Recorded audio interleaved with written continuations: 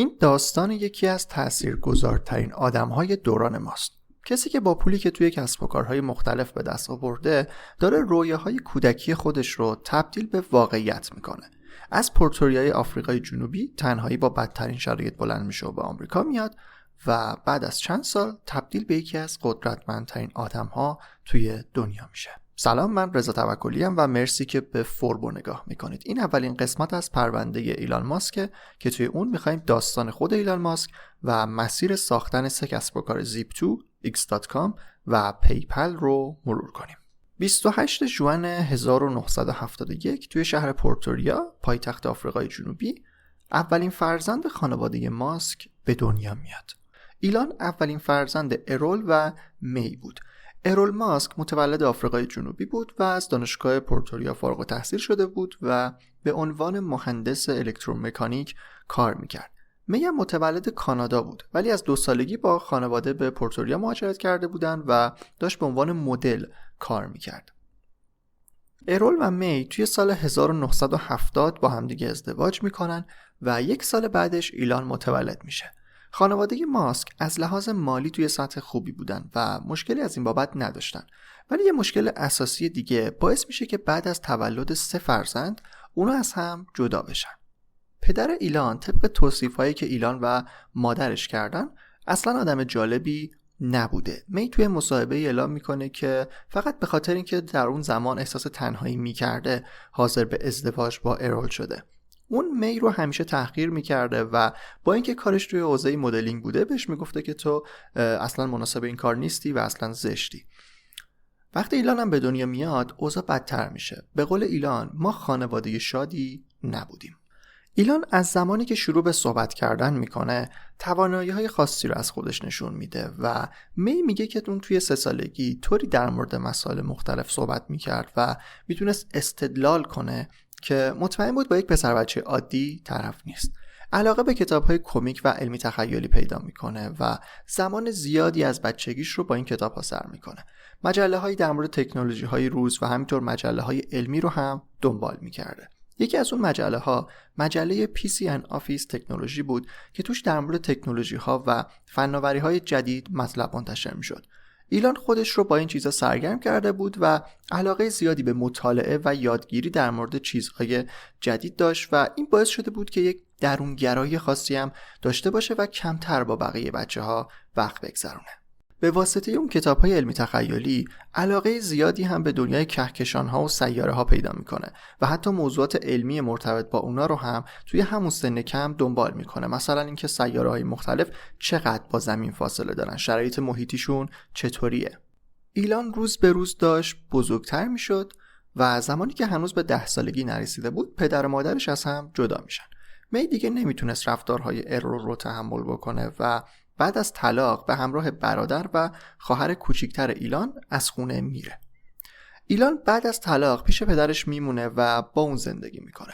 ارول برای اینکه بتونه ایلان رو سرگرم بکنه تا کمتر حواسش به دنیای اطراف و چیزایی که توی زندگی خانوادگیش میگذشتن باشه، برای اون توی 10 سالگی یک کامپیوتر کومودور ویک 20 VIC 20 میگیره تا باهاش سرگرم بشه.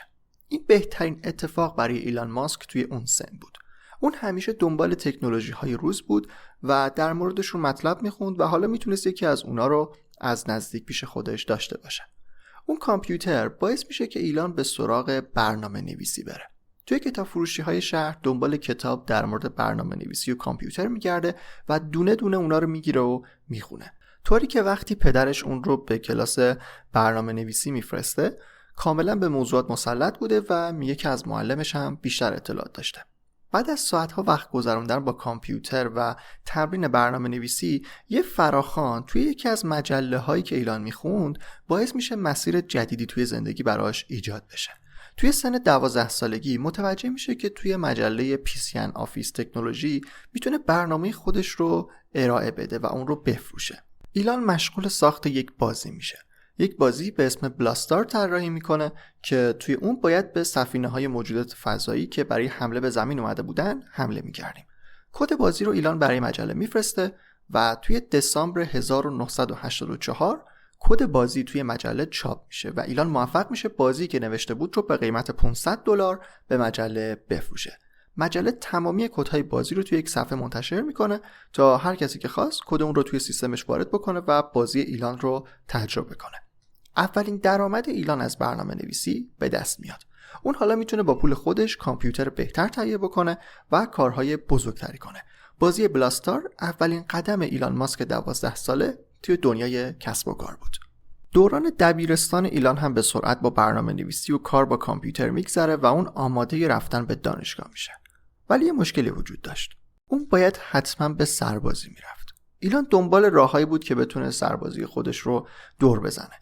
با توجه به مطالعاتی که در مورد تکنولوژی‌های مختلف داشت، میدونست منشأ همه اونا آمریکاست. اونم دوست داشت به آمریکا بره، ولی به عنوان شهروند آفریقای جنوبی که سربازی هم نرفته، شانسی برای رفتن به آمریکا نداشت. برای اینکه بتونه به آمریکا برسه، یه راه جدید به ذهنش رسید. مادر اون تابعیت کانادایی داشت و اون تصمیم گرفت که از طریق مادرش برای دریافت پاسپورت کانادا اقدام کنه. درخواستش رو داد، ولی از اونجایی که سنش طوری بود که باید حتما به سربازی میرفت، تصمیم گرفت که فعلا توی دانشگاه پورتوریا ثبت نام بکنه تا مشکلی از اون بابت نداشته باشه. اون 5 ماه توی آفریقای جنوبی به دانشگاه رفت، ولی درست همون روزی که پاسپورت کاناداییش اومد، دانشگاه رو ترک کرد و راهی کانادا شد. پدرش کاملا با این موضوع مخالف بود و با اینکه اوضاع مالی خوبی هم داشت، به ایلان گفت که نمیتونه روی پول اون حساب بکنه و اگر به کانادا بره هیچ پولی براش نمیفرسته. ایلان با توجه به مهارتایی که میدونست داره، اهمیتی به این موضوع نداد و آفریقای جنوبی رو ترک کرد و پیش خانواده مادری خودش توی کانادا رفت. سال 1989 ایلان به کانادا رسید و 1 سال خیلی سخت زندگی کرد. 1 سال سختی رو پشت سر گذاشت. اون توی مزرعه، توی کارخونه تولید چوب میرفت اونجا کار میکرد و همونجا هم میخوابید. منبع درآمد خاصی نداشت و مجبور بود که این شرایط رو تحمل کنه. 1 سال بعد تونست توی دانشگاه کوینز ثبت نام بکنه و به آنتاریو بره. 2 سال اونجا مشغول به تحصیل شد تا بالاخره به هدفی که توی اون سالها داشت رسید. سال 1992 تونست توی دانشگاه پنسیلوانیا توی رشته فیزیک پذیرش بگیره و به آمریکا بره. از اونجایی که با سختی زیادی به آمریکا رسیده بود، خیلی سعی کرد قدر این موقعیت رو بدونه و تونست توی دانشگاه هم خیلی خوب عمل بکنه و مدرک کارشناسی فیزیک و بعد کارشناسی علوم اقتصاد رو از این دانشگاه بگیره. علوم اقتصاد رو از مدرسه وارتون توی دانشگاه پنسیلوانیا گرفت. این همون جاییه که دونالد ترامپ هم ازش مدرک گرفته بود که توی قسمت 136 در مورد داستان ترامپ و مسیری که دونالد ترامپ طی کرده بود توضیح دادم که اگر دوست داشتید میتونید توی پادکست و همینطور توی یوتیوب اون رو ببینید و بشنوید. توی سال 1995 ایلان ماسک فارغ التحصیل میشه و برای دکترای فیزیک کاربردی توی استنفورد اقدام میکنه. ولی بعد از پذیرش ثبت نامش رو انجام نمیده. اون ویزای دانشجویی داشت و اگر میخواست ویزاش تمدید بشه باید توی استنفورد ثبت نام میکرد، ولی این کارو نمیکنه. ایلان وقتی که هزاران کیلومتر از آمریکا دور بود، اخبار تکنولوژی و فناوری‌های مختلف اونجا رو دنبال میکرد و طبیعیه که وقتی که توی آمریکا باشه از جدیدترین اطلاعات اونجا هم با خبره. اون متوجه ظرفیت‌های اینترنت برای راه انداختن کسب و کار جدید شده بود. میدونست تازه اوایل شروع کار اینترنته و خیلی از آدم‌ها اصلاً نمیدونن چیه. ولی اگر روش سرمایه گذاری بکنه میتونه خیلی جلوتر از کسایی باشه که 10 سال دیگه تازه بخوان واردش بشن. به همین خاطر وارد دوره دکترای استنفورد نشد و تصمیم گرفت که اولین قدم کسب و کار خودش رو توی آمریکا برداره. واشنگتن پست بعداً توی گزارشی نوشت که در این زمان ایلان اجازه کار توی آمریکا نداشته، اما ایلان ادعا کرده که بعد از فارغ التحصیل شدن ویزای دانشجویی خودش رو تغییر داده. اون حتی بعد از اینکه کارش با دانشگاه تموم شد برای کار توی شرکت نتاسکیپ درخواست داد، ولی درخواستش قبول نشد. یعنی جایی رسما توی آمریکا کار نکرد. یک سری از دوستان و شریکای تجاری خودش هم بعدن گفتن که در اون زمانی که ایلان ماسک مشغول توسعه اولین کسب و کارش بود همچنان ویزای دانشجویی داشته و طبق قانون توی آمریکا نباید کار میکرده. به هر حال ایلان ماسک تصمیم گرفت که کسب و کار آنلاینی رو راه بندازه. برادر کوچکترش به اسم کیمبال هم تازه به آمریکا آمده بود و اونا تصمیم گرفتن که با هم دیگه یک سایتی رو راه بندازن. اون موقع یک کتابی توی آمریکا بود به اسم صفحه‌های زرد، A Yellow Pages. و توی اون اطلاعات کامل کسب و کارها و فروشنده های محلی به همراه دسته‌بندی و آدرس و شماره تلفنشون نوشته شده بود. یک کتاب مرجعی بود که هر سال چاپ میشد و آدم‌ها برای پیدا کردن خدماتی که توی شهر دنبالش بودن باید یکی از اونها رو می‌خریدن و کسب و کارهای مختلف رو توش پیدا می‌کردن. ایده ایلان این بود که بیاد این کتاب رو تبدیل به یک سایت آنلاین بکنه. کاری کنه که همه اطلاعات کسب و کارها خیلی راحت توی یک سایت در دسترس باشن و توی نقشه دقیقاً آدما ببینن که اون چیزی که دنبالش هستن کجاست. اون به همراه برادرش کیمبال به دنبال سرمایه‌گذار برای راه انداختن کسب و کارشون رفتن و با کمک چند سرمایه‌گذار خطرپذیر حدود $8,000 پول جمع کردن. توی سال 1995 شرکتی به اسم Global Link Information Network راه افتاد. این اولین کسب و کار ماسک توی آمریکا بود. ایلان ماسک خودش کار فنی سایت رو انجام داد و توی دورانی که هنوز گوگل مپی وجود نداشت، یک نقشه آنلاین از کسب و کارهای محلی رو آماده کرد. ایده ایلان خیلی زود مورد استقبال قرار گرفت. اونا دفتر کوچیکی رو توی پالو آلتو در کالیفرنیا گرفته بودن و کارشون رو داشتن به بهترین شکل انجام میدادن. الان آدما میتونستن خیلی راحت از روی نقشه کسب و کارها و مغازه‌ها و فروشگاه‌ها رو پیدا کنن. همونطوری که توی داستان ایلان ماسک تا اینجا گفتم، اون از بچگی برنامه‌نویسی می‌کرد و برنامه گلوبال لینک رو هم خودش نوشته بود و اون رو آنلاین کرده بود. سیستم پشت قضیه این سایت برای سرمایه‌گذارها خیلی جذاب‌تر از راه حلی بود که داشت ارائه میداد. در واقع توی سال 1995 بازار بزرگی برای این سایت وجود نداشت، چون خیلی از آدم‌ها اصلا نمیدونستن که اینترنت چیه، چه برسه به اینکه بخوام بیان باهاش نیازی رو از طریق اون رفع بکنن. به همین خاطر یک سال بعد از راه اندازی کسب و کار گلوبال لینک، پای یک سرمایه‌گذار خیلی جدی به شرکت باز شد. سرمایه‌گذاری که ساختار کسب و کار رو برای همیشه تغییر داد. صندوق سرمایه‌گذاری مهر دیویدو ونچرز $3 میلیون روی ایده ایلان ماسک و برادرش سرمایه‌گذاری کرد و کسب و کار اونا رو جدی تر از قبل کرد. پیشنهاد سرمایه‌گذارهای جدید این بود که نرم افزاری که سایت باهاش نوشته شده و بالا اومده و داره کار میکنه رو بیایم بفروشیم. ایده نقشه و پیدا کردن کسب و کارها خیلی خوبه، ولی بهتره که اون رو به شکل سرویس در اختیار کسب و کارهای دیگه قرار بدیم. کسب و کار گلوبال لینک به صورت کامل تغییر کرد و اسمش رو هم به زیپ2 تغییر دادن. زیپ2 کسب و کار جدیدی شد که بازار هدفش روزنامه ها بودن. اونا شعاری رو هم برای زیپ2 در نظر گرفتن: ما به مطبوعات قدرت میدیم. زیپ2 قرار بود سرویسی باشه که در اختیار روزنامه ها قرار بگیره تا اونا بخش آگهی ها و نیازمندی ها و چیزای مربوط به اون رو توش قرار بدن. یعنی هر روزنامه نرم افزاری برای خودش داشته باشه که بتونه اطلاعات در واقع کسب و کارهای مختلف و آگهی هایی که میخواد رو توی اون به شکل آنلاین قرار بده. ایده جدیدی که به کسب و کار ماسک تزریق شد با کمک اون تونست به حدود 160 روزنامه از جمله نیویورک تایمز سرویس بده و تبدیل به یک امکان جذاب برای روزنامه‌ها و مطبوعات اون زمان بشه. اینطوری آگهی دهنده های تبلیغ مستقیما وارد اون بخش آنلاین روزنامه میشدن و میتونستن تبلیغات و خدمات خودشون رو توی اون ثبت بکنن. در واقع زیپ2 ساختاری شبیه به پلتفرم های تبلیغاتی امروزه داشت و داشت اون رو توی سال 1996 ارائه میداد. 4 سال ایلان ماسک و برادرش در کنار سرمایه‌گذارهای دیگه مشغول کار روی کسب و کار اول خودشون بودن. از گلوبال لینک به زیپ2 رسیده بودن و روز به روز توی کارشون جلوتر میرفتن. ولی این اون چیزی نبود که ایلان ماسک میخواست روش برای همیشه کار بکنه. توی سالهایی که مشغول فعالیت روی زیپ2 بودن، پیشنهادهای مختلفی برای خرید و ادغام ارسال میشد، ولی اونقدر جذاب نبودن تا اینکه توی سال 1999 اون پیشنهاد وسوسه کننده و جذاب به سراغ کسب و کار ایلان ماسک اومد. شرکت کامپکت کامپیوتر با قیمت $305 میلیون پیشنهاد خرید کل بیزینس اونها رو داد. اون شرکت داشت روی یک موتور جستجویی به اسم آلتا ویستا کار میکرد و میخواست از سرویس زیپ2 برای توسعه خودش استفاده بکنه. بعد از مذاکره و صحبت‌های مختلف بالاخره این خرید انجام شد. ایلان ماسک و برادرش به عنوان بنیانگذارهای کسب و کار روی هم $37 میلیون از اون پول رو نقد دریافت کردن و از شرکت خارج شدن. $22 میلیون سهم ایلان و $15 میلیون سهم کیمبال.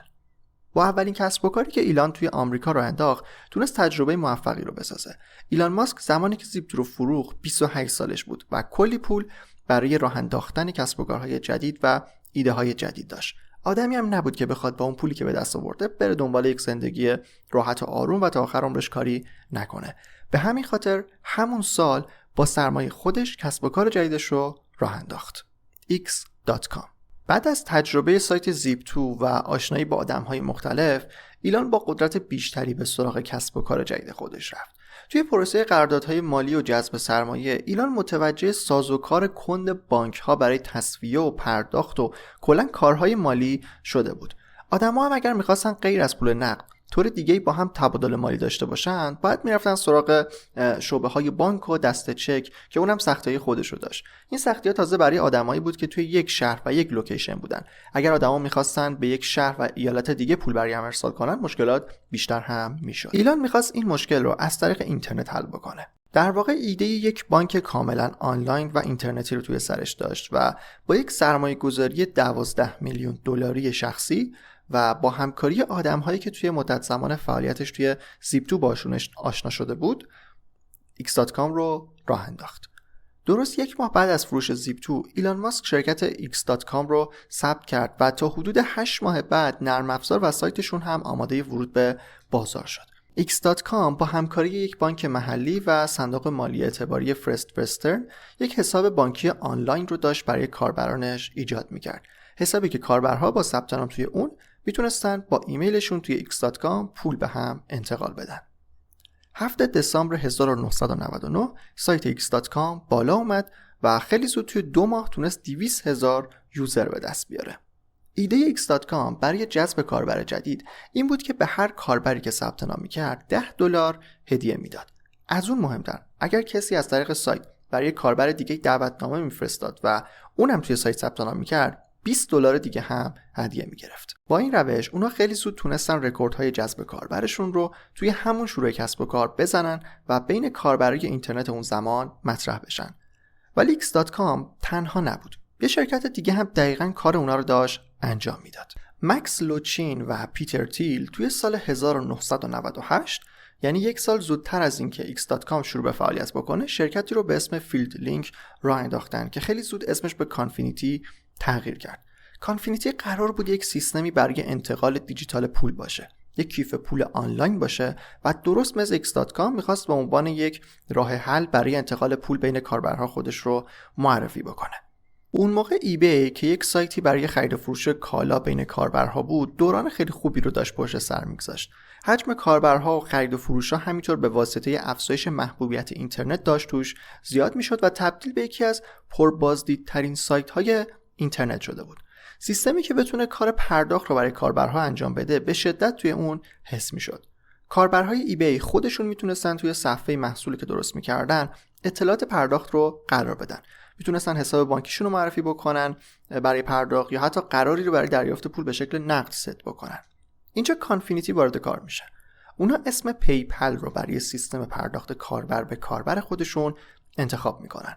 سپتامبر 1999 محصول پیپل به صورت عمومی رونمایی میشه. یعنی حدود 3 ماه زودتر از اینکه x.com به شکل رسمی فعالیت خودش رو شروع بکنه و محصولش رو عرضه کنه. با اینکه بازار هدف اولیه پیپل کاربرهای ایبی نبودن، ولی این سایت ظرفیت خیلی بالایی برای مانور دادن داشت و مکس و پیتر بنیانگذارهای پیپل سعی کردن که خودشون رو به کاربرهای ایبی با هر روشی که میتونستن معرفی بکنن. اونا برای کاربرها ایمیل تبلیغاتی میفرستادن یا حتی خودشون رو به عنوان مشتری معرفی میکردن و میگفتن که ما فقط از طریق پیپل میتونیم پرداخت رو انجام بدیم. کم کم خود کاربرهای ایبی هم متوجه ویژگی‌های مثبت پیپل برای فروش توی ایبی شدن و اینطوری روز به روز به تعداد کاربرهای پیپل که توی ایبی فعالیت میکردن بیشتر میشد. بعد از رونمایی x.com، ایلان ماسک هم تصمیم گرفت که بازار کاربرهای ایبی رو هدف قرار بده. x.com با محصول کانفینیتی که پیپل بود وارد رقابت شده بود. هر کاربر ایبی خودش میتونه تصمیم بگیره که با کدوم سرویس میخواد کارهای مالی خودش رو انجام بده. تمرکز پیپل روی ارسال و دریافت پول بود و تمرکز x.com روی ارائه یک سیستم بانکی کاملا آنلاین. ولی هر دو سرویس داشتن در واقع خدمات مشابهی رو ارائه میدادن. این وسط ایبی متوجه ضعف خودش روی سیستم پرداخت شد و به سراغ یک شرکت خیلی کوچیک‌تر به نسبت کانفینیتی و x.com رفت و اون رو خرید و به عنوان در واقع درگاه پرداخت خودش معرفی کرد. ایبی پیمنت به سایت اضافه شد و بازار کانفینیتی و پیپل و همینطور x.com رو به خطر انداخت. ایلان ماسک پیشنهاد یک همکاری رو به کانفینیتی میده. ایلان ماسک میدونست که فعلا با توجه به بازاری که بین کاربرهای ایبی دارن خیلی مهمه که بتونن سهم خودشون رو تثبیت بکنن. رقابت کردن X.com با کانفینیتی از هر کدوم داشت انرژی زیادی میگرفت و خیلی زود تصمیم گرفتن که این دوتا شرکت با هم ادغام بشن. دقیقاً یک روز بعد از اینکه ایبی شرکت بیل پوینت رو خرید و سیستم اون رو برای خودش رونمایی کرد، شرکت X.com و کانفینیتی توی 2 مارچ 2000 با هم دیگه ادغام شدن. شرکت اصلی X.com شد و عملاً دیگه اسمی از کانفینیتی وجود نداشت و محصول پیپل اونا به عنوان یک محصول در دل شرکت X.com معرفی شد. ایلان ماسک هم به عنوان رئیس هیئت مدیره بیشترین سهم رو توی شرکت داشت. حالا اونا بعد از این ادغام قدرت بیشتری داشتن، ولی مشکلات زیادی هم پیش روی اونا بود. با اینکه از لحاظ حقوقی دوتا شرکت یکی شده بودن، ولی از لحاظ زیرساخت و همینطور منابع انسانی کاملا دنیاهای متفاوتی داشتن. دیتابیس کاربرهای اونا جدا بود و حتی از سیستم عاملی که برای توسعه هم استفاده کرده بودن با هم فرق میکرد. پیپل روی لینوکس بود و X.com روی ویندوز. اختلافات داخلی شرکت هم باعث شد چند بار جای مدیر عامل و رئیس هیئت مدیره و آدمای مهم توی شرکت بالا پایین بشه. توی اکتبر 2000 با اینکه اسم شرکت اصلی X.com بود، تصمیم میگیرن که تمرکزشون رو فقط روی پیپل بذارن و دیگه اسمی از X.com رو نیارن تا از حاصل ادغام 2 شرکت X.com و کانفینیتی فقط پیپل باقی بمونه. 2 سال بعد پیپل سهامش رو عمومی میکنه و با قیمت هر سهم $13 وارد بازار بورس میشه. با قدرتی که پیپل داشت، کم کم بازیگرهای دیگه حوزه پرداخت آنلاین و انتقال پول از طریق اینترنت از بازی خارج میشدن. ایبی هم وقتی متوجه شد که پیپل چقدر میتونه سازوکار بهتری براش باشه، تصمیم گرفت اون سیستم پرداخت خودش رو کنار بذاره و با پیپل وارد فصل جدیدی از کسب و کار خودش بشه. توی اکتبر 2002 ایبی با عدد 1.5 میلیارد دلار پیپل رو خرید. از اونجایی که ایلان ماسک با 11.7% بزرگترین سهامدار پیپل بود، بیشترین پول رو از این خرید بزرگ به دست آورد. اون که یه بار توی 28 سالگی با فروش زیپ2 تونسته بود 22 میلیون دلار پول به دست بیاره، حالا توی 31 سالگی صاحب 176 میلیون دلار شد. بعد از زیپ2 و پیپل حالا نوبت یه کار جدیده. ایلان با خودش فکر میکنه و میگه بریم به دوران داستانهای علمی تخیلی خودمون در کودکی. باید بریم به فضا. این قسمت اولین قسمت از پرونده ایلان ماسک بود که توی اون با مسیری که ایلان ماسک از بچگی طی کرده بود تا به زیپ2 و X.com و پیپل رسیده بود آشنا شدیم و توی قسمت‌های بعدی میریم سراغ اسپیس ایکس و بقیه ماجرای ایلان ماسک. اگر به شنیدن داستان کسب و کارهای مختلف علاقه دارید، حتما فصل 7 فوربو رو دنبال بکنید. هم توی یوتیوب هم توی اپ‌های پادکست مثل کست باکس و اپل پادکست و اسپاتیفای میتونید به فوربو گوش بدید که لینکشون هم در قسمت توضیحات هست. معرفی فوربو به دوستانتون هم بزرگترین کمکیه که میتونید به ادامه دار شدن روند پخش پادکست و ویدیوهای اون بکنید.